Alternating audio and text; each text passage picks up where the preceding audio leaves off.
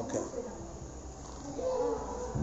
இந்த 7ஆம் நாளாகிய ஓய்வு நாளிலே தேவனை தொழுது கொள்ள வந்திருக்கும் உங்கள் ஒவ்வொருவரையும் இயேசு கிறிஸ்துவின் இனிதான நாமத்தினாலே வாழ்த்தி வரவேற்றுக் கொள்கிறோம்.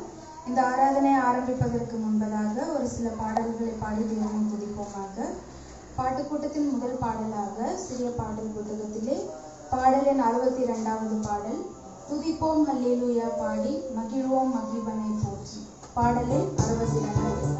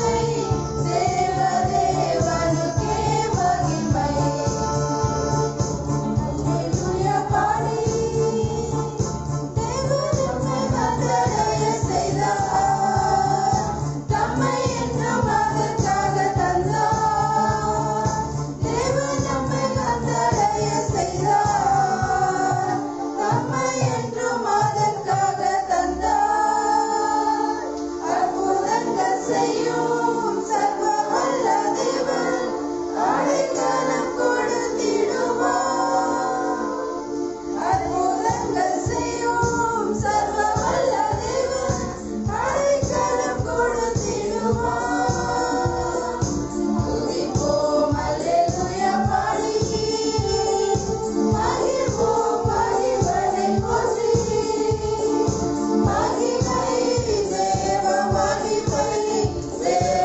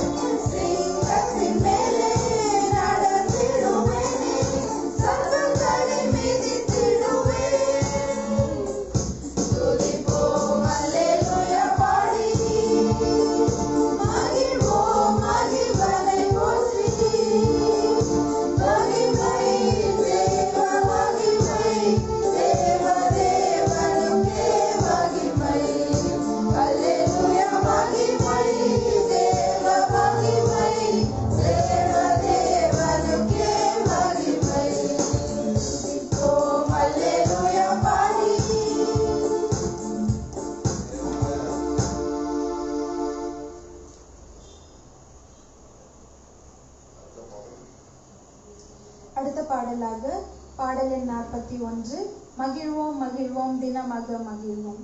பாடல் எண் 41.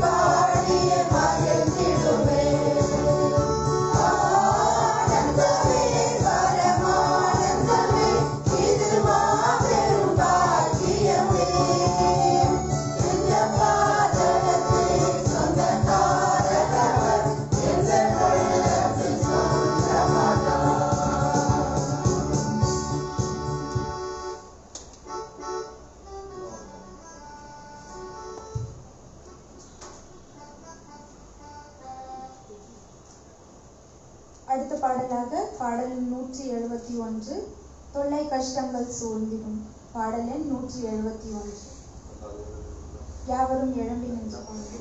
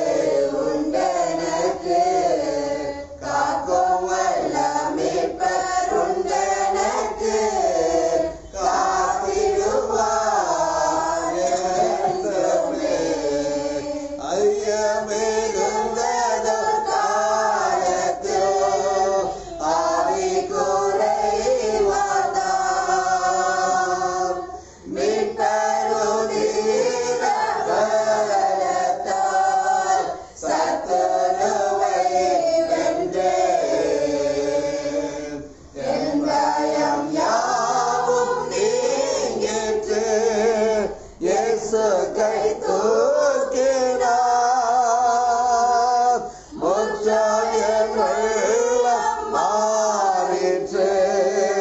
என்னை காக்க வல்லோர், காக்கும் வல்ல மீட்பர் உண்டெனக்கு, உண்டெனக்கு, உண்டெனக்கு. காக்கும் வல்ல மீட்பர் உண்டெனக்கு, காத்திடுவார் என்றுமே. என்ன வந்தாலும் நம்புவேன் என் நேச மீட்பரை. யார் கைவிட்டாலும் பின் செல்வேன் எனது இயேசுவை.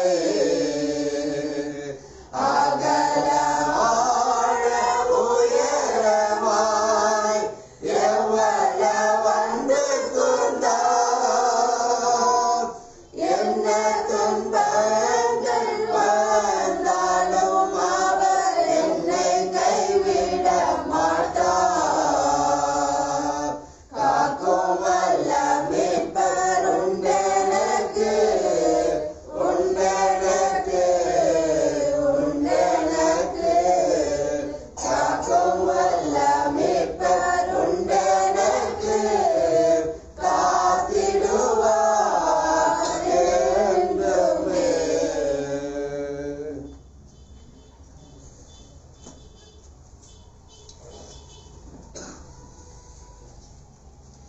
தலைகளை தாழ்த்தி கர்த்தரை நோக்கி நாம் ஜெபம் செய்வோமா? நம்மத்தில் இருக்கக்கூடிய சகோதர பாலவர் நம்ம ஜெபத்தில் வழி நடத்துவார்கள். தலைகளை தாழ்த்தி நாம் ஜெபம் செய்வோம்.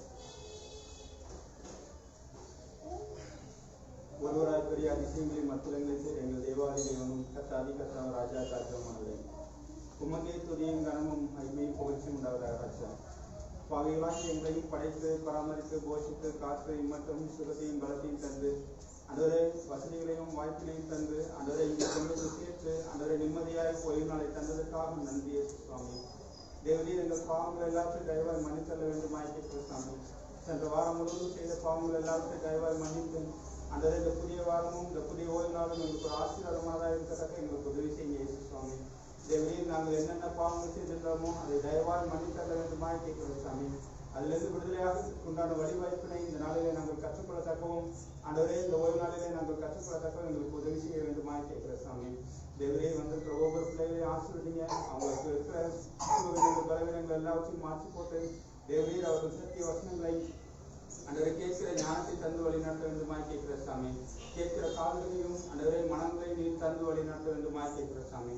பரிசுத்த ஆவியானவர் எப்பொழுதும் இந்த இடத்துல இருக்கத்தக்க எங்களுக்கு உதவி செய்து வழி நடத்துங்க. ஆவியானவர் தாமே அன்றவரை எங்களுக்காக இருந்து அன்றவரை எங்கள் மனதையும் சிந்தையும் ஒருங்கிணைக்கப்பட வேண்டுமா இயேசுவின் தெய்வீக நாமத்தில் கெஞ்சி கேட்கிறோம் ஜீவனுள்ள பிதாவே. ஆமென். கரண்ட் போனாலும் பரவாயில்ல, நம்ம செய்ய வேண்டியதை செய்துட்டு போயிடுவோம். என்னோட வாசிகள் யோவான் 15ஆம் அதிகாரம் 8வது வசனத்தை நாம் வாசிப்போம். யோவான் 15:8 நாம் வாசிப்போம். நீங்கள் மிகுந்த கனிகளை கொடுப்பதினால் என் பிதா மகிமைப்படுவார், எனக்கு சீஷராய் இருப்பீர்கள். நீங்கள் மிகுந்த கனிகளை கொடுப்பதினால் என் பிதா மகிமைப்படுவார், அப்பொழுது நீங்கள் என்ன செய்வீர்கள்? எனக்கு சீஷர்களாய் இருப்பீர்கள் என்று ஆண்டுடைய வசனம் சொல்லுகிறது. அப்ப நாம் ஆண்டுடைய சீஷர்களா இல்லையா என்பதை எதை வைத்து தெரிந்து கொள்ள முடியும்? எதை வைத்து தெரிந்து கொள்ள முடியும்? கனிகளை வைத்து. இப்ப நம்ம கேட்போம், நம்மளே ஒரு கேள்வி கேட்டு பார்ப்போம். நான் உண்மையிலே ஒரு சீஷனா? நான் உண்மையிலே ஒரு சீஷனா? நான் எத்தனை கனிகளை கொடுத்திருக்கிறேன்? கனிகள் என்றால் என்ன? கனி என்றால் என்ன சொல்லுங்க. கனி என்ன? ஆவியின் கனியா? சீஷர்கள் ஃபர்ஸ்ட் பரலோகத்துக்கு போவாங்களா?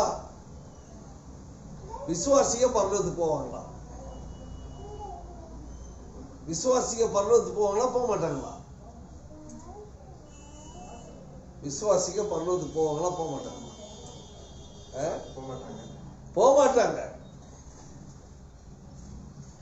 ஆனா சீசர்கள் போவாங்களா? போக மாட்டாங்களா? இது பெரிய ஷாக்கிங் நியூஸா இருக்குது அப்படின்னு கேட்பாங்களே. விசுவாசிக்க போக முடியாது பரலோகத்துக்கு. எக்ஸாக்ட்லி.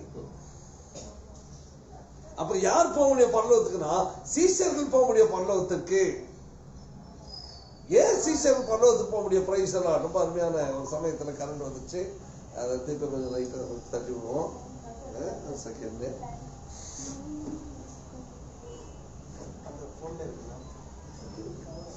அந்த ஒர்க்கு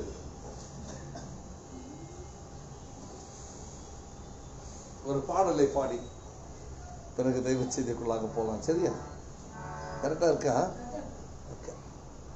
தனிமையின் பாதையில் தகப்பனே உன் தோளில் சுமந்ததை நான் வளர்ப்பேனோ. எத்தனை அன்பு என் மேல், எத்தனை பாசம் என்னில், இதற்கு ஈடு என்ன தருவினான். ரொம்ப சந்தோஷம். மேரியம்மா இன்னைக்கு வந்திருக்கிறது ரொம்ப சந்தோஷம்.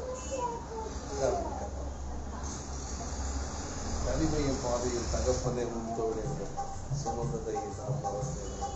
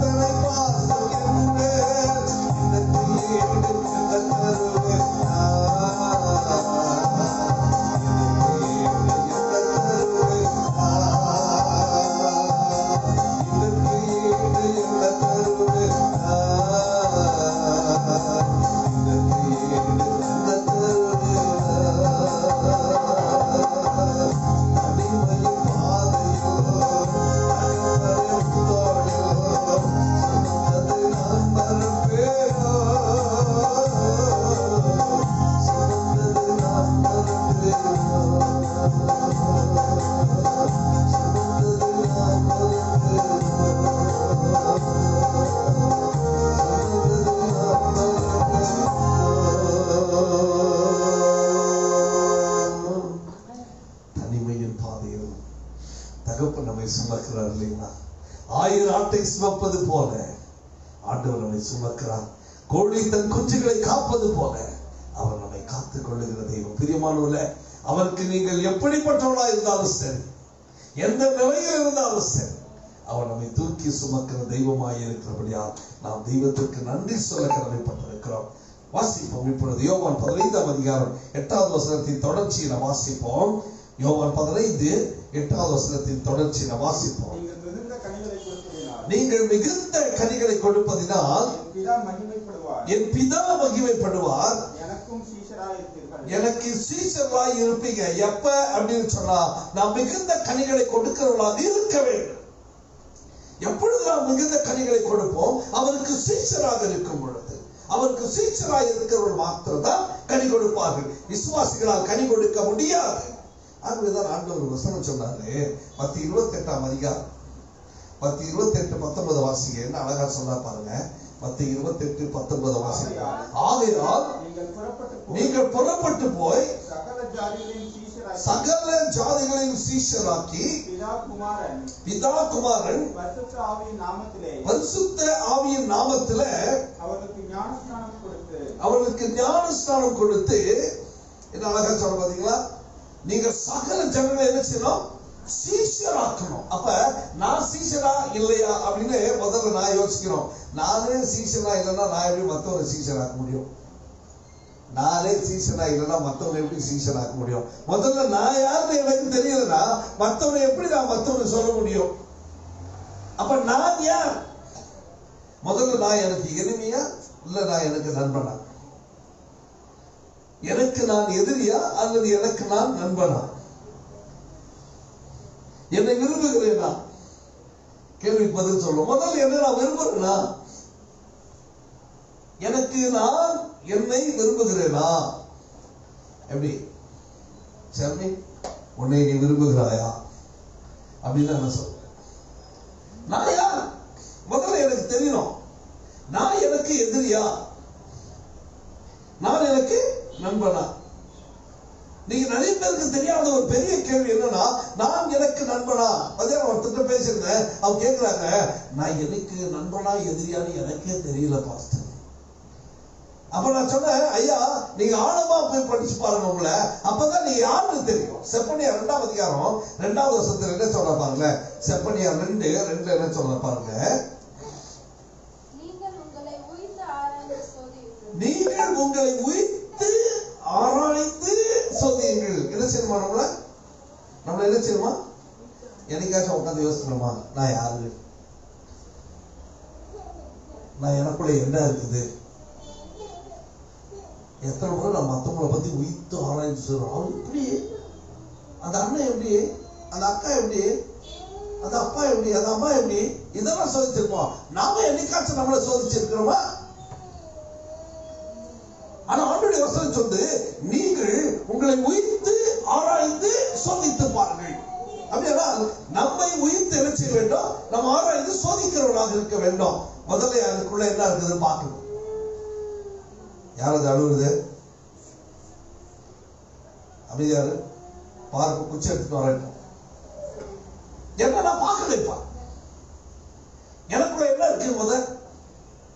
எனக்குள்ள என்ன இருக்கு? ஒரு சின்ன ரிசர்ச் பண்ணும். எனக்குள்ள என்ன இருக்கு? நமக்குள்ள என்ன இருக்கு? என்ன ஒண்ணுமே சொல்ல மாட்டேங்க. இல்லையா? ஒண்ணுமே இல்லையா? என்ன இருக்கு? ஆவி இருக்கு. சரி, ஸ்டார்டிங் பண்றேன். எனக்குள்ள ஆவி ரொம்ப ஆழமான சத்தியம். இதை சாதாரணமா நினைச்சீங்கன்னா நிச்சயமா நீங்க எதுவுமே புரிஞ்சுக்க முடியாது. வாழ்க்கை முழுக்க எதையும் புரிஞ்சுக்க முடியாது. பேசிக் கத்துக்க வேண்டிய பேசிக். எனக்குள்ள என்ன இருக்கு? ஆவி இருக்கு, ஆத்மா இருக்கு, சரீரம் இருக்கு. என் சரீரத்துல என்ன இருக்கு? என் சரீரத்துல என்ன இருக்கு? என்ன இருக்கு? ஆவி இருக்கா? அவயங்கள் இருக்கிறது. சரியா சொன்ன. என்ன அவயங்கள் இருக்கிறது? என் அவயங்களுக்குள்ள என்ன இருக்கிறது? என் அவயங்களுக்குள்ள என்ன இருக்கிறது? என் அவயங்களுக்குள்ள என்ன இருக்கிறது? எனக்குள்ள ஆவி இருக்கிறது. ஆவினா என்னது? ஆவினா என்னது? ஆவினா என்னது? ஆக்சிஜன். ஆத்மா என்னது? சிந்தனை. இது நிறைய கிறிஸ்தவனுக்கு இன்னும் குழப்பமாவே இருக்கு, தெரியாம இருக்கு. இது ஆன்லைன்ல பாக்குறவங்க உங்களுக்கு ஒரு நல்ல பாடம். சிந்தனை. சரீரம் என்றால் என்ன? இது இதுல என்ன இருக்கு? அவயங்கள் இருக்கு. இது அவயங்கள் என்ன இருக்கு? 5 புலன்கள் இருக்கிறது. அப்ப 5 புலன்களையும் தன்னகத்தை அடக்கி, தன்னுடைய மனதை அடக்கி எவன் வாழ்கிறானோ அவன் தன்னை நேசிக்கின்றான். நல்லா புரிஞ்சுக்கங்க, நல்லா புரிஞ்சுக்கங்க. செயல்பட்ட எவன் ஒருவன் தன் 5 புலன்களையும் தன் மனதையும் மனம் என்கிற சிந்தனையும் அடக்கி சரியான வழியில நடத்தி செல்கிறானோ அவன் தன்னையே நேசிக்கின்றான். எவன் ஒருவன் 5 புலன்களை அடக்காதபடி தன் மனதையும் அடக்காதபடி வாழ்கின்றானோ அவன் தன்னை நேசிக்கவில்லை, தன்னை வெறுக்கிறான். எவன் ஒருவன் 5 புலன்களை அடக்கி தன் மனதை அடக்குகிறானோ அவனுக்கு நண்பன். நல்லா புரிஞ்சுக்கங்க. எவன் ஒருவன் தன் 5 புலன்களையும் அடக்காமல் தன் மனதையும் அடக்காமல் இருக்கிறவன் அவனுக்கே எதிரி. இப்ப சொல்லுங்க, எனக்கு நான் நண்பனா, எனக்கு நான் எதிரியா? அப்ப நானே எதிரியாக இருக்கும் பொழுது என் இறைவனுக்கு நான் எப்படி நண்பனாக இருக்க முடியும்? கேள்வி இதுதான். என் மனம் சொல்லுகிறது இதை செய்யாதே, இது செய்தால் தவறு. ஆனால் என் சரீரம் எனக்கு என்ன சொல்லுகிறது? எனக்கு அது வேண்டும், கொடு என்று சொல்லுகிறது. என் உள்ளம் சொல்லுகிறது இந்த கையில கத்தி வைத்துக் கொண்டிருக்கிறாய், அதை காயை வைத்து அறு என்று சொல்லுகிறது. ஆனால் என் உள்ளம் சொல்லுகிறது, இன்னொரு பக்கத்தில் இருக்கிற உள்ளம் சொல்லுகிறது உன் எதில் இருக்கிற குத்தி விடு என்று சொல்லுகிறது. எப்படி சொல்லுதா? சொல்லியா? ஒரு உள்ளம் சொல்லுகிறது சாப்பிடு என்று சொல்லுகிறது, இன்னொரு உள்ளம் சொல்லுகிறது சாப்பிடாதே என்று சொல்லுகிறது. சரீரம் சொல்லுகிறது வயிறு ரொம்ப இருக்குதுல்ல, ஏன் சாப்பிடுற அப்படின்னு சொல்லுது. இது எத்தனை பேர் எக்ஸ்பீரியன்ஸ் பண்ணிக்கிறீங்க? இதுதான் தன்னை ஆராய்ச்சி பார்க்கிறது. இந்த சரீரம் வேண்டும் என்று கேட்கிறது, மனம் ஒன்று சொல்லுகிறது வேண்டாம் என்று சொல்லுகிறது, இன்னொரு மனம் சொல்லுகிறது சாப்பிட்டால் என்ன. அப்படின்னா இது எப்படி அப்படின்னு சொல்லி நீங்க கேட்கலாம். ஒரு ரதம் இருக்கிறது என்று வைத்துக் கொள்ளுங்கள். ஒரு ரதத்துல யார் ஓட்டுவது? ரதத்தை ஓட்டுகிறவன் யார்? யாரு? தேவனா? தேரோட்டி, சாரதி அதை ஓட்டுகிறான் என்று வைத்துக் கொள்ளுங்கள். ஓட்டும் பொழுது என்ன இருக்கிறது? அதுல 2 குதிரைகள் இருக்கிறது. அந்த குதிரைகள் இருக்கிறது. அவன் அந்த குதிரைக்கு என்ன போட்டிருக்கிறான்? கடிவாளம் போட்டிருக்கிறான். கடிவாளம் போட்டு ஒரு கையில பிடித்துக் கொண்டிருக்கிறான். மேல ரதத்துல யார் உட்கார்ந்துட்டு இருக்கிறாங்க? ஒரு ராஜா உட்கார்ந்துட்டு இருக்காரு வச்சுங்க. ரதம் போட்டு கொண்டிருக்கிற சாரதி தூங்கி விட்டான் என்று வைத்துக் கொள்ளுங்க. தூங்கிட்டான்னு சொன்னா தூங்கிட்டான், கயிறை விட்டுட்டான், கயிறை அறுத்து போச்சு, கடிவாளம் பிஞ்சுக்கிச்சு. இந்த குதிரை ஒரு பக்கம் அப்படி ஓடிச்சு, இன்னொரு குதிரை அப்படி ஓடிடுச்சு. இப்ப மேலக்கருடைய நிலைமை என்ன?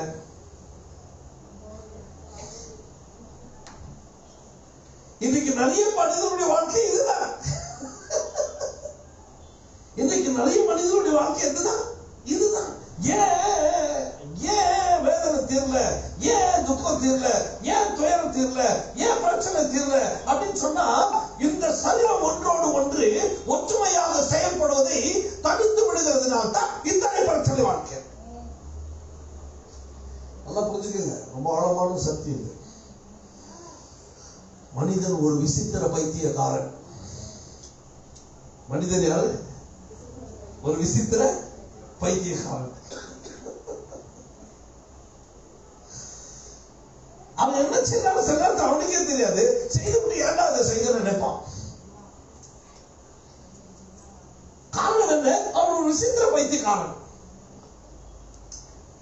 உள்ள வேண்டும் என்று சொல்லும் அல்லவா, என் உள்ளம் ஏன் வேண்டும் என்று கேட்கிறது என்று யோசிப்பது கிடையாது. உள்ள வேண்டும் என்றால் உடனே செய் அப்படின்றது. சரீரம் வேணும் கேட்டுச்சா ஓ செய். அப்ப எதை கவனிக்கிறது, எதை அடக்குறது, எதை அடக்காம போறது? இப்பதான் அதான் சொன்னேன் நானு. ஒரு மனிதன் இருக்கிறான் என்று சொன்னால் அவன் ரதத்தில் உட்கார்ந்து கொண்டிருக்கிறான், அவன் சாரதி ஓட்டுகிறான், ஓட்டுகிற சாரதி தூங்கி விட்டான் என்று சொன்னால் கை அறுந்து போய்விடும், கடிவாளம் பெய்து கொண்டு போய்விடும், குதிரைகள் ஓடிவிடும், கடைசியில ரதம் உடைந்து நிற்கும். அங்கே இருக்கிற தலைவனும் அங்கே இருந்து விடுவான். அதே போலதான் நம்முடைய சரீரம் கூட எப்படி இருக்குன்னு சொன்னா, தலை கரெக்டா இருக்கணும், சாரதி சரியா இருக்கணும், குதிரை ரெண்டும் கரெக்டா இருக்கணும், கடிவாளம் பூட்டப்பட்டிருக்கணும், அவன் கிளீனா அவன் ஓட்டணும். அப்பதான் நிம்மதியா ராஜா போய் சேர வேண்டிய இடத்துல சேருவாரு. இதை நீங்களும் நானும் தெளிவாக தெரிந்து கொள்ள வேண்டும். எவன் ஒருவன் தன் மனதையும் தன் சுயத்தையும் தன் சரீரத்தையும் தன் ஐம்பொருள்களையும் சரியாக அடக்கி நடத்துகிறானோ அவன் மாத்திரமே உலகத்தில வேதனை இருந்தும் இல்லாமல் ஜெயித்து வாழ முடியும் என்பது சாத்தியம். படகுல போறோம். எங்க போறோம்? படகுல போறோம். என்ன நினைச்சு போறோம்? எங்க இருக்குது கரை? பிரச்சனை இங்கதான். என்றைக்கு கரை சேருவோம் கரை சேருவோம் கரை சேருவோம் என்று எண்ணுகிறோமோ வாழ்க்கையில் பிரச்சனை வந்து கொண்டே இருக்கும். காரணம், உன் வாழ்க்கையில் நீ கரையை காணவே முடியாது. எத்தனை பேர் வாழ்க்கை கரையை கண்டுபிடிச்சிருக்கீங்க? சொல்லுங்க பாப்போம். இன்னைக்கு நிறைய பேருடைய வாழ்க்கை என்ன தெரியுமா? இங்க ஏன் உட்காந்துட்டோம், அங்க போய் சேர்ந்துருவோம் நம்ம நினைச்சிட்டு இருக்கிறோம். பெரியமானவர்கள, ஒருவேளை இந்த போட்ல வேணா போய் சேர்ந்துடலாம், ஆனால் வாழ்க்கை என்கிற போட்டில் நீ அமர்ந்திருக்கும் பொழுது நீ கரை காண முடியாது. எப்பொழுது கரை காண வேண்டும் என்று எண்ணுகிறாயோ அன்றைக்கு ஒரு வாழ்க்கையில பிரச்சனை தொடங்கிவிடும். நீ கரை காண ஆசைப்படக்கூடாது. நீ படகுல போயிட்டே இருக்கதான் ஆசைப்படணும். ஆனா போயிட்டு இருக்கிற அந்த இயற்கையை நீ முடக்கி வைக்க பார்க்க கூடாது. அப்படி முடக்கி வைக்க பார்த்தனா அது உன்னை முடக்கி கீழே உட்கார வச்சிடும். காத்த கையில பிடிக்க முயற்சி செய்தனா என்ன பண்ண? காத்து வெளியே போயிடும். அதே காத்தை நீ பிடிச்சு தள்ளிட்டு போயிட்டே இரு, அது உன் கையோட உன்னை சுற்றி கொண்டு இருக்கும். எதையுமே நீ அடக்க நினைக்க கூடாது. காரணம், உன்னால் இயற்கையை அடக்க முடியாது. அதை எளிதாக விட்டு அதை ஏற்றுக்கொள்ள பழகிக்கொள். எதை வேண்டுமானாலும் உலகத்திலே நீ தாங்கி சென்று விடுவாய். இது நிறைய பேர் தெரிந்து கொள்ளாத ஒரு பாடம். இது நீ கரை காண முடியாது. ஆனால் உன்னுடைய வாழ்க்கையில நீ பயணிக்க வேண்டியது கர்த்தர் உனக்கு கொடுத்த வாழ்க்கையா இருக்கிறது. போயிட்டு அதான் சொன்னாரு, நாளைய குறிச்சு நீ என்ன செய்யாத. அதுக்கு ஒரு எக்ஸாம்பிள் கொடுக்குறாரு. என்னது? பறவைகளை பாரு, அது வெதிக்கிறது இல்லை, அது அறுக்கிறது இல்லை, அது களைஞ்சது இல்லை, முடிச்சு போச்சு. இதுதான் வாழ்க்கை படகு, வாழ்க்கையின் படகு. அந்த வாழ்க்கையின் படகுல யார் இருக்கிறார் மறந்துடக்கூடாது. யார் இருக்கிறாரு? இயேசு கிறிஸ்து இருக்கிறார் மறந்து விடாது. அவ்வளவுதான். இயேசு கிறிஸ்து இல்லாத படகு, நிலையில்லாத படகு. இயேசு கிறிஸ்து படகுல இருக்கிறார், அவ்வளவுதான். எங்க போனா என்ன? கரை வேணுமா? இப்போ கரை வேணுமா? இயேசு கிறிஸ்து படகுல இருக்கும்போது கரை தேவையா? கரை வந்து எதிர்த்து போயிட்டு வரக்கூடாது. தூங்கிட்டு இருக்காருன்னு வச்சுக்க, புயல் வந்துருச்சுன்னு வச்சுக்க, என்ன பண்ண போற? கத்துவியா? கத்துலியா? கத்தலன்னு வச்சுக்க, நீ அவிசுவாசி. ஆண்டு சொல்றாரு, அற்ப விசுவாசிய ஏன் இது அப்படி கேட்பான். சீசர்கள் கரையில் இருக்கும் போது, படகு இருக்கும் போது என்ன செஞ்ச படகு அப்படியே அவிழ்ந்து போற அளவுக்கு ஆடிச்சு. அதை தூங்கிட்டு இருந்தவர் யாரு? இயேசு கிறிஸ்து. ஐயோ நாங்க சாக போறோமே, யாரும் நம்பிக்கை இல்ல. நீ போற படகுல இயேசு கிறிஸ்து தான் போதும்னு நினை. அவர் தூங்கி இருந்தாருன்னா அவர் முடிச்சிருந்தா உனக்கு என்ன? படகு உள்ள போவ தண்ணியே விடாது. படகு உள்ள போவ என்ன விடாது? இயேசு கிறிஸ்து மேல கடல் மேல நடக்கும் போது தண்ணீரே தன்னை கல்லாக மாற்றிக்கொண்டு தரையாக மாற்றி நின்ற பொழுது எப்படி அவருடைய போட்டு உள்ள போவ தண்ணி விட்டுரும். நீ வாழ்க்கை என்கிற படகுல போய்கொண்டே இரு. உன்னோடு இருக்கிறவர் இயேசு கிறிஸ்து என்பதை மட்டும் நீ மறந்து விடாதே. கரை சேர வேண்டுமா என்பதை யோசிக்காதே. நான் கரைக்கு போக வேண்டும் என்று சொல்லாதே. நீ கரைக்கு போனோன்னு நினைச்ச அங்கதான் பிரச்சனை தொடரும். குடிகாரம் ஒருத்தர் குடிச்சிட்டு ஆத்த கடந்து போக வேண்டியவன் ஏறி போய் போன தோணியில உட்காந்து ஓட்டிகிட்டே இருந்தானா. ஓட்டிகிட்டே இருக்கும்போது கரை எங்கடா கரை எங்கடா கரை எங்கடா கரை எங்கடான்னு ஓட்டிகிட்டே இருந்தானா. கரை வரவே இல்லை. தோணியில தூங்கிட்டான். காலையில முடிச்சு பார்த்தா ஓட்டின இடத்துல நின்றுதானா. ஏன் தெரியுமா? ஏன் தெரியுமா? ஏன்? அந்த கட்டி இருந்த தோணி கயிறை அவுக்காமே இருந்துட்டான். நீங்களும் அப்படிதான் வாழ்க்கையில கட்டி இருக்கிற தோணியை நிறைய நேரத்துல அவுக்க மாட்டோம். அது அவுத்தாலும் சரி அவுக்கனாலும் சரி உனக்கு எனக்கு என்ன வரக்கூடாது தெரியுமா? அந்த கரையை அடைந்து விடுவேன், அந்த கரையை அடைந்து விடுவேன், அந்த கரையை அடைந்து விடுவேன் என்ன மட்டும் வரக்கூடாது. நான் எந்த கரை போனாலும் அது எனக்கு கவலை இல்லை. நான் வாழ்க்கை என்கிற படகுல நான் ஓடிக்கொண்டு இருக்கிறேன். இன்னைக்கு இங்க ஓடுறேன், நாளைக்கு அமெரிக்காவில் ஓடுறேன், நாளைக்கு ஸ்ரீலங்காவில் ஓடுறேன், நாளைக்கு சிங்கப்பூர்ல ஓடுறேன். எந்த கரை எனக்கு கிடைச்சிச்சு? ஓடம் என்கிற படகுல, வாழ்க்கை என்கிற படகுல கரை கிடையாது. ஒருவேளை இறைவன் நினைத்தால் சில மண்ணு தரைகளை கரையாக உனக்கு காட்டலாம். அதில் உனக்கு அனுபவிக்க வேண்டிய ஆசீர்வாதத்தை அவர் கொடுக்கலாம். அனுபவித்துக் கொள். ஆனால் அதுதான் கரை என்று நிரந்தரமாக்கி விடாது. சாதாரணமானது இல்லையா? இன்னைக்கு பேசிக்கொண்டிருக்கிற தாட்டில் சாதாரணமானது நினைச்சிட்டீங்கன்னா இது வாழ்க்கையின் சூராட்சியே தெரியாம போயிடும். இதை ரொம்ப ஈஸியா எடுத்துக்க. உன் வாழ்க்கைக்கு பிரச்சனை காரணம் யார் தெரியுமா? நான் தான். என் பிரச்சனைக்கு காரணம் நான் தான். இதற்கு யாரும் பொறுப்பல்ல. ஏன் தெரியுமா? எனக்குள்ள இருக்கிற ஆசைதான் காரணம். எனக்குள்ள இருக்கிற ஆசைதான் காரணம். மொத்தமா சொல்ல போனா ஒரு இச்சை தான் காரணம். இச்சை என்றால் என்ன? நிறைய பேர் நினைச்சிட்டு இருப்போம் இச்சை என்றால் ஏதோ ஒரு இடத்துல சரீரத்தில் வரக்கூடிய ஒரு ஆசைதான் இச்சை. இல்லை, அது அல்ல. அது மட்டும் அல்ல இச்சை. 10 ரூபாய்க்கு அதை கொடுத்துட்டு இது எல்லாம் நான் வாங்கணும்னு ஆசைப்பட்டாலே அது இச்சை தான். அந்த 10 ரூபாய் கொடுத்து வாங்கும் பொழுது 10 ரூபாய்க்குரியதான் வந்தது, ஆனால் மீதமானது எடுக்க முடியவில்லையே என்று கவலைப்படுவது இச்சை தான்.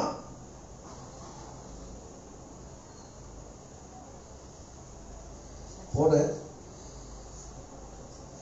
எனக்கு ஒரு பொருள் தேவைப்பட்டுச்சு. அந்த பொருளை 10 ரூபாய் கொடுத்து வாங்கிட்டேன். ஆனால் என் மனைவிக்கோ பசி, என் பிள்ளைகளுக்கோ பால் தேவை, என் வீட்டுக்கு சில பொருட்கள் தேவை. ஆனால் என்னிடத்தில் இருப்பது 10 ரூபாய் மட்டும்தான். இதனால் என் மனைவிக்கு சாப்பாடு கொடுக்கவில்லை. அவள் சாப்பாட்டை தியாகம் செய்ய வேண்டியிருக்கிறது. என் பிள்ளைகளுக்கு பால் வாங்கி கொண்டு போக முடியவில்லை. அவள் பிள்ளைகள் பாலை தியாகம் செய்ய வேண்டியிருக்கிறது. என் வீட்டுக்கு தேவையான பொருட்கள் எடுத்து செல்ல முடியவில்லை. அந்த பொருட்கள் தியாகம் செய்யப்பட வேண்டியிருக்கிறது. இந்த தியாகத்தையும் தாண்டி என் 10 ரூபாய்க்கு தேவைகளை மட்டும் வாங்கி செல்கிறேனே, இது இச்சை. ஆசைப்படுகிறேன், ஆனால் அதற்கு முடிவு வரவில்லை என்று சொன்னால் அது இச்சை. அங்கேதான் என்ன செய்கிறது? வேதனை தொடங்குகிறது. எதை விரும்புகிறாயோ அது வாசனையாக இருக்கும். எது உனக்கு வாசனையோ அது சரியில்லாமல் இருக்குமானால் அங்கே ஒரு இச்சை தொடங்கிவிடும். எங்கே இச்சை தொடங்குகிறதோ அங்கு வாசனை இருக்கும். வாசனை எங்கே இருக்கிறதோ அங்கே இச்சையும் இருக்கும். இச்சையை விட்டவன் மாத்திரமே பிச்சை எடுக்காமல் கடைசி வரைக்கும் வாழ்ந்து முடிக்க முடியும். எவன் ஒருவன் தன் உள்ளத்திலே இச்சை வளர்க்கிறானோ அவன் சன்னியாசி அல்ல, அவன் சுயநலவாதி. அவனால் நிம்மதியா இந்த உலகத்தில் வாழ்ந்து முடிக்க முடியாது. சன்னியாசினா என்ன அப்படின்னு நிறைய பேர் நினைப்பாங்க. சந்நியாசம் என்பது துறவியாக மாறி காட்டுக்கு செல்வது அல்ல. சந்நியாசம் தன் கடமைகளை சரியாக செய்து கொண்டு ஆசை இல்லாமல் ஆசை வெறுத்து வாழ்பவரே சன்னியாசி. பிரச்சனை எங்க இல்ல? வீட்டுல போனா இல்லையா? கடைக்கிட்ட போனா இல்லையா? காட்டுல போனா இல்லையா? எங்க போனாலும் இருக்கும் பிரச்சனை. ஏன்? ஒரு நாள் காடாது தானே நீ கடையை மாறிச்சு. இன்னைக்கு கடை இருக்கிறதுனால காடா மாறாது என்ன நிச்சயம்? பிரச்சனை என்பது காட்டிலும் தொடங்கவில்லை, கடையிலும் தொடங்கவில்லை, நம் உள்ளத்திலே தொடங்குகிறது. அது ஆசையில் உருவெடுக்கிறது. அதுதான் இச்சை. இந்த உலகத்துல இச்சையை மட்டும் நீங்க விட்டுருங்க, வாழ்நாள் முழுக்க நீங்க சுகமா வாழ்ந்து சாகிற சன்னியாசியா இருக்கிறீங்க. எதுக்கும் ஆசைப்படக்கூடாது. அதைதான் இயேசு கிறிஸ்து சொன்னார். நீ எதுக்கும் என்ன செய்யாத, ஆசை படாத. உனக்கு எது வேணுமோ அதை என்ன செய்ய, கேளு. என்ன விஷயம்? சாரி,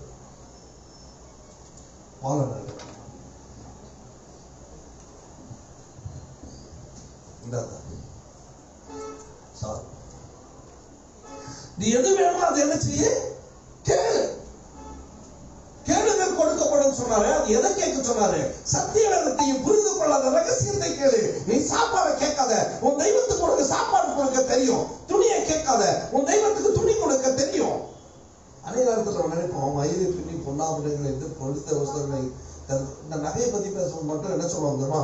நகை போடாத, நகை தேவனுக்கு பகை. நான் கேட்கிறேன், நகை மட்டும் போடாதுட்டா பாவம் இல்லையா? மற்றதெல்லாம் போடலாமா? ஆண்டு சொல்றாரு, உயர்ந்த வஸ்திரங்களாகி உன்னை என்ன செய்யாத, உடுத்துக் கொள்ளாதுன்னு சொல்றாரு. உயர்ந்த வஸ்திரம் என்னது? உயர்ந்த வஸ்திரம், விலை உயர்ந்த வஸ்திரம் போடுறது கூட பாவம் தான். நாங்க சிம்பிளா இருக்கோம், ஆனா பென்ஸ் கார்ல தான் வருவோம். நாங்க உயர்ந்த வஸ்திரம் எல்லாம் போட மாட்டோம், நகைலாம் போட மாட்டோம், ஆனா BMW தான் வருவோம். மயிரை பின்னி அப்படின்றாரு. மயிரை பின்னலாம் வச்சுக்க, மயிரை பின்னா ஒரு பொண்ணு வந்தா என்ன சொல்லுவா? என்ன இது ஆடி மினிக்கி இருந்துடுறா, மேல மினிக்கி சொல்லுவாங்க இல்லையா? ஆனா மயிரை பின்னுறோம். மயிரை பின்னலன்னா அழகு இல்லை, நம்ம கலாச்சாரம் அது. மயிரை பின்னி தான் வச்சுக்கோங்க.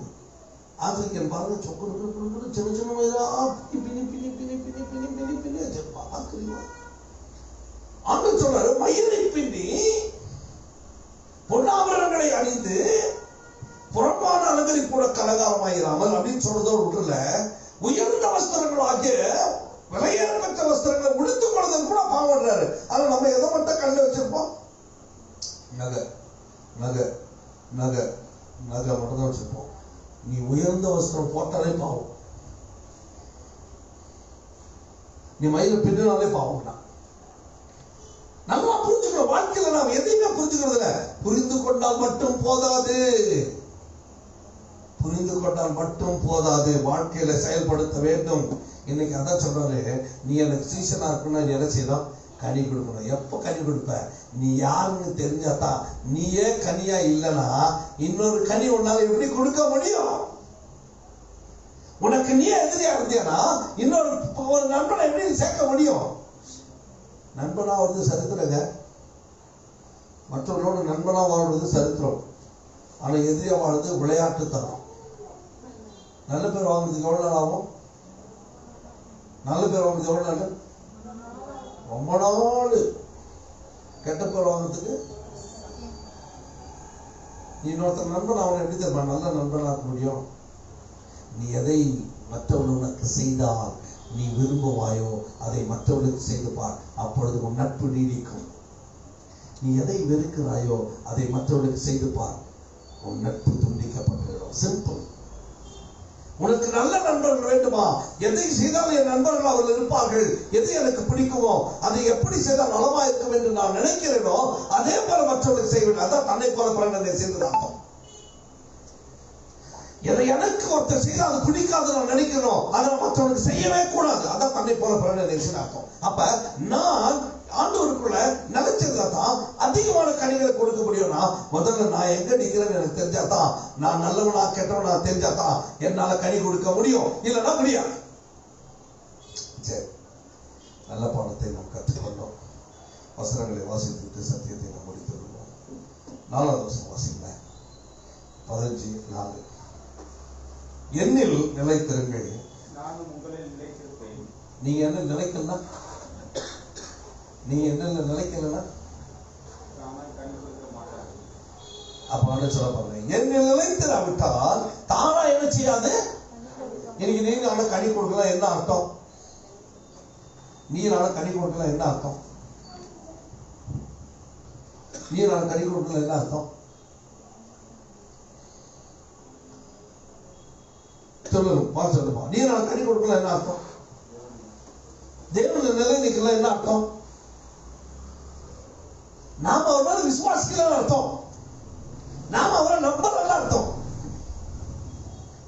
அவருடைய அன்பு எனக்குள்ள இல்ல சொல்லலாம். ஒரு நல்ல ரகசியத்தை சொல்றேன், மனசுல வச்சுக்கங்க, தெளிவா தெரிஞ்சுக்கங்க. உனக்கு என்ன ஆசை சொல்ல? உனக்கு என்ன ஆசை சொல்லு. என்ன ஆசை சொல்லுங்க.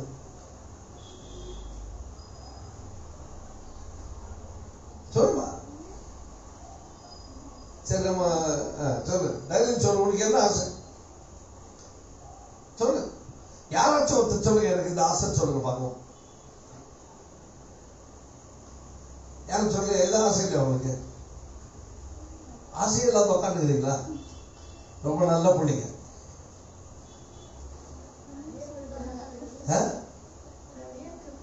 ஒரு ஆசை சொல்ல. ஆண்டவரை பார்க்கணும். பாப்பியா பார்க்க மாட்டியா?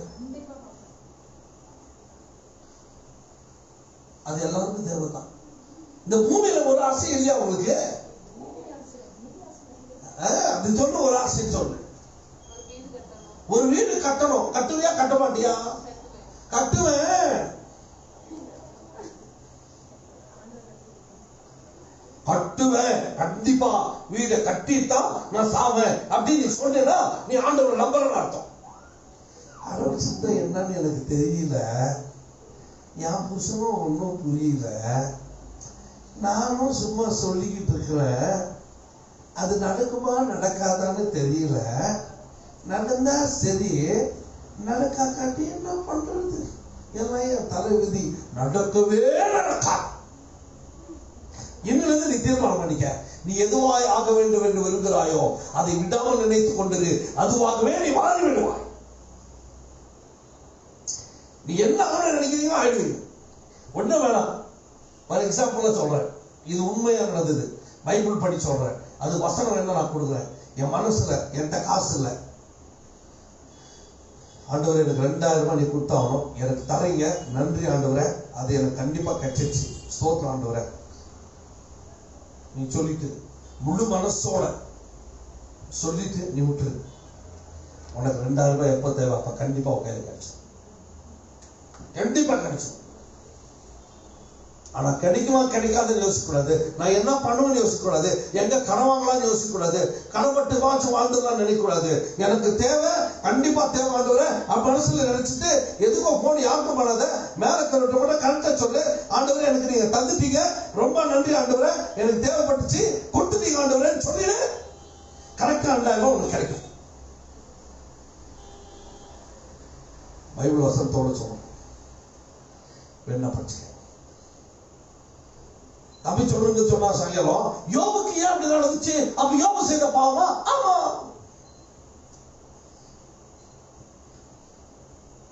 ஆபிரகாம் எப்படி ஆசீர்வதிக்கப்பட்டான்னு சொன்னா, ஆபிரகாம் போய் ஆண்டவரே எனக்கு அதை கூட இதை கூட கேட்கல, நீ கொடுத்துட்ட ரொம்ப நன்றின்னா. அதான் எங்க போறன்னு கூட கேட்கல. காரணம் என்ன தெரியுமா? அவனுக்கு தெரியும் இந்த கடவுளை என்ன ஆசீர்வதிக்கிற தீர்மானம் பண்ணிட்டாரு, நான் ரொம்ப ஆசீர்வாதமா வாழ போறேன், உனக்கு நன்றி ஆண்டவரேன்னு சொல்லிட்டு போயிட்டான். அவன் வைக்கிறதுக்கு இடமே தான் போயிடுச்சு. காரணம் என்ன சொன்னா, அவன் குடுப்பாரா கொடுக்கலன்னு யோசிக்கல, போலாமா வேணாமான்னு யோசிக்கல, அவன் சொன்னவனே போயிட்டான். காரணம் அவன் நம்பிட்டான், என்ன கூப்பிட்டாரு, கொடுத்துட்டாரு, நன்றி, முடிச்சுட்டு கேட்டுச்சு, வாழ்ந்தா செத்தா. சாவல் வரைக்கும் இந்த பார்ப்புலாம் மறந்துடாதீங்க. நீ என்ன வேணாலும் கேளு, ஆனா கொடுத்துட்டு ஆண்டவரே நன்றி மட்டும் சொல்லிட்டே கண்டிப்பா நீ கண்ட பார்த்துதான் சாவ. அது இப்போ கிடைக்கலாம், இப்ப கிடைச்சிச்சு நினைச்சா இப்ப கிடைச்சிடும் உனக்கு. ஏன்னா அவருக்கு ஒரு பெரிய விஷயமே இல்லை எதுவுமே. யோபுக்கியா காணாம போயிடுச்சு, யோபுக்கியா காணாம போயிடுச்சு. ஏன் எல்லாம் அழிஞ்சு போச்சு? வாசிக்க யோபு 3:25 வாசனை முடிச்சிருக்கோம். யோபுக்கியா காணாம போச்சு. பாருங்க 25. நான் பயந்த காரியம் எனக்கு நேரிட்டது, நான் அஞ்சினது எனக்கு. இப்ப சொல்லு,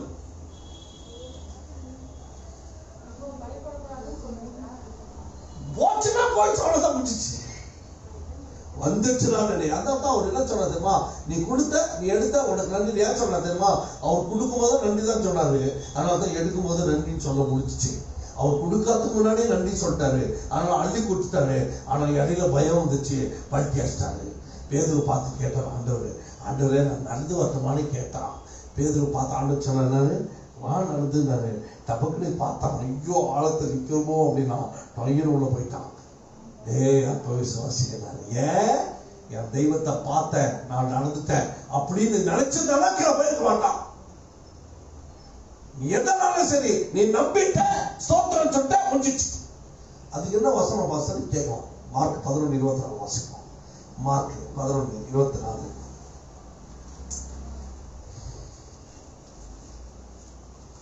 ஆதலால் நீங்கள் ஜெபம் பண்ணும்போது எவைகளை கேட்டுக்கொள்வீர்களோ அவைகளை பெற்றுக்கொள்வோம் என்று விசுவாசியுங்கள். என்ன செய்யற? இங்கிலீஷ் ரொம்ப அழகா சொல்லுது. If you ask anything in my name, believe that you are received. வந்துச்சு. 2000 பேர் வந்துட்டாங்கப்பா. சர்ச்சு வந்துச்சு. பாருங்க,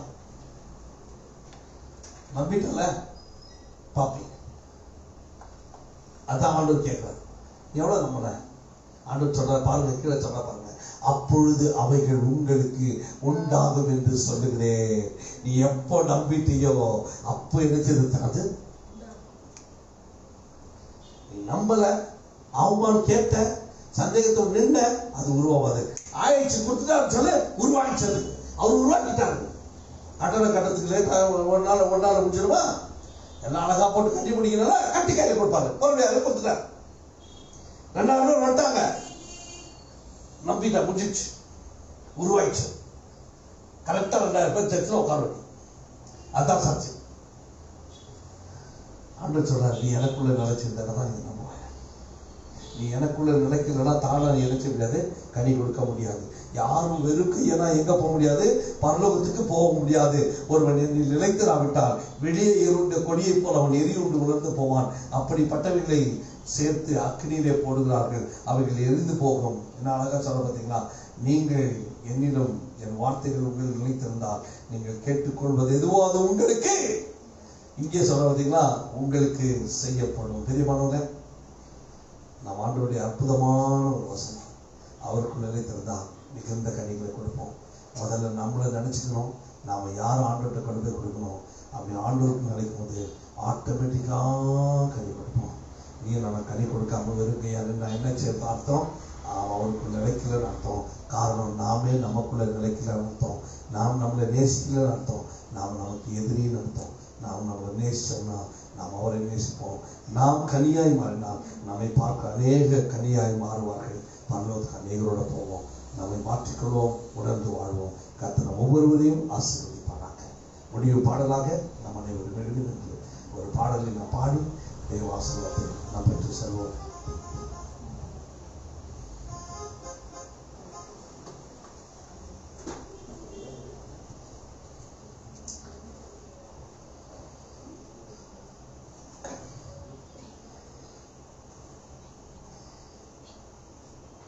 உன்னத தேவன் உங்களுடன் இருக்க உள்ளமே கலங்காதே. யாவும் எழுந்து நின்று பாடுவோம்.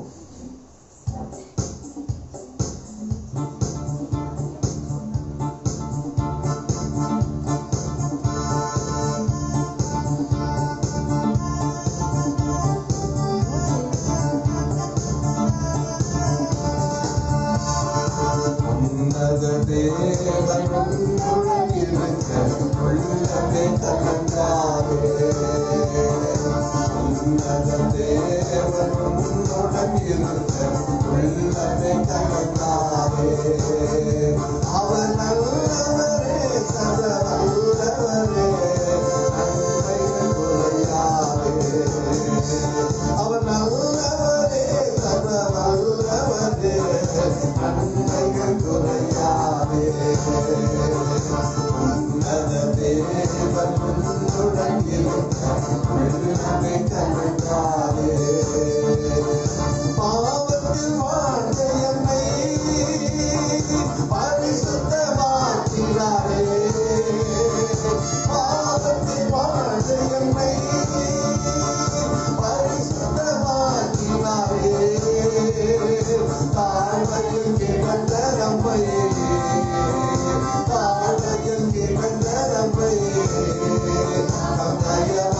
you.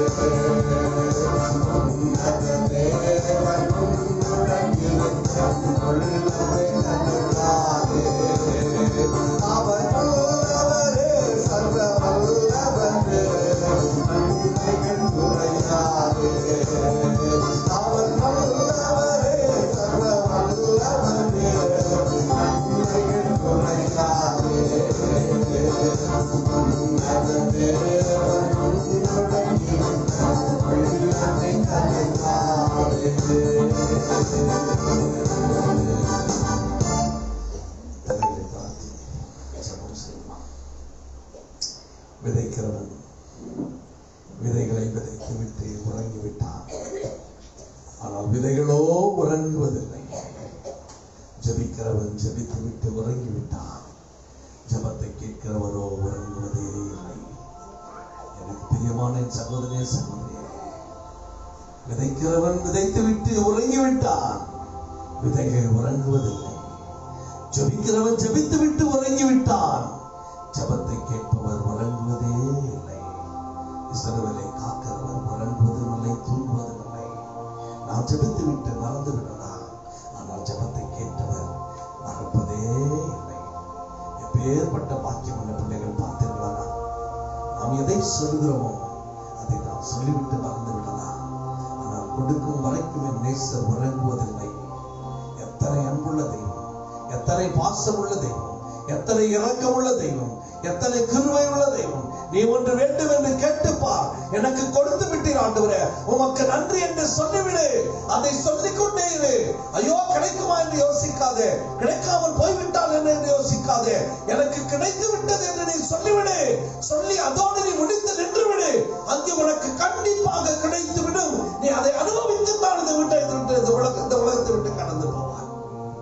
படகிலே அமர்ந்திருக்கிற நீ கரையை நோக்கி பார்க்காதே. கரை கிடைக்குமா என்று யோசிக்காதே. கரையை சேர்வது உன் கடமை அல்ல, சேர்ப்பவர் கடமை. அவர் கண்டிப்பாக உன்னை சேர்ப்பார். எப்பொழுது கரை சேர்க்க வேண்டுமோ அதை அவர் சேர்ப்பார். ஆனால் நீ செய்ய வேண்டியது ஒன்றே ஒன்றே. உன் வாழ்க்கையின் படகில் இயேசு இருக்கிறாரா, அது மாத்திரம் போதும் என்று நினை.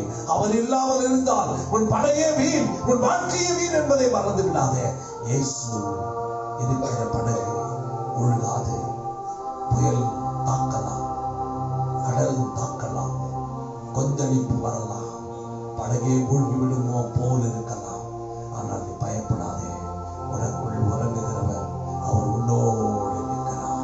அவருடைய சித்தம் இல்லாமல் உன் படகு மூழ்காது, உன் படகு சேதமாகாது, உன் படகு சின்னாபின்னமாகாது, உன் படகு சிதைந்து போகாது. என் ஆண்டவரே, எனக்கு இதை தந்தீர், உமக்கு நன்றி என்று சொல்லிவிடு. அது அப்பொழுதே உருவாக்கும். ஒப்புக்கொடுப்பாயா? நீ யார் என்று அறிந்து கொண்டாயா? நாம் யார் என்று அறிந்து கொண்டால் மாத்திரம் நம் புலன்களை அடக்கி ஆடுவது. இந்த உலகம் நமக்கு அடிமை. நாம் அடக்காமல் போய்விட்டோமானால் இந்த உலகத்திற்கு நாம் அடிமை. நம்மை ஏமாற்றுவதற்கு சாத்தான் அவருடைய தூதர்களோடும் அவருடைய ஆட்களோடு நின்று கொண்டிருக்கிறான். எதையாகிலும் சொல்லி நம்மை ஏமாற்றுவான். ஆனால் ஆண்டவரே, என் மனதை நீ கட்டுப்படுத்தும் என்று சொல்லிப்பார். உன் ஐம்பொருளை அடக்கி உன் ஆவி அடக்கி வாழ்ந்து பார். உன் வாழ்க்கை கட்டுப்பாட்டுக்குள் இருக்கும். எப்பொழுது வாசனை என்கிற இச்சை உனக்குள் வீசுகிறதோ அது உன்னை அழித்து விடும், உன்னை வேதனைக்குள் தள்ளிவிடும். அதை தூக்கி எறிந்து விட்டு நீ நின்றுப்பார். உனக்கு நீ செய்கிற அத்தனைக்கும் பலன் உனக்கு உண்டாகும். வேறு உனக்கு நன்மை உண்டாகும். அப்பொழுது நன்மைகள் நிற்கும்.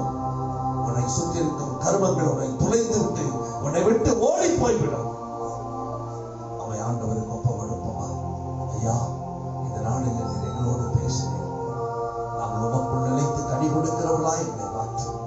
வெறுங்கையாய் வந்து உமக்கு முன்பாக நிற்காதபடி நாங்கள் கனிகளாய் மாறி உன் கொடியிலே இணைந்து உம்மோடு இணைந்து அநேக கனிகளை கொடுக்கிறவர்களாய் எங்களை மாற்றி எங்களை ஆசீர்வதி.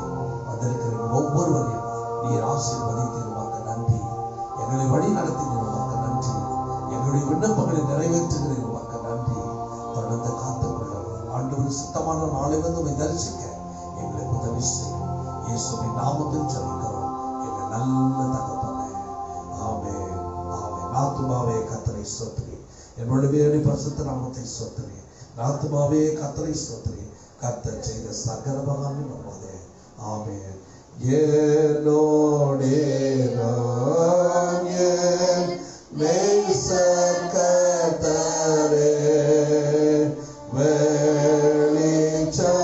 வெளிச்சமாகி இருட்டாயிற்றே மற்றொரு தாசை ஆற்றே போயினும் நீர்வை சகாயனாய் என்னோடே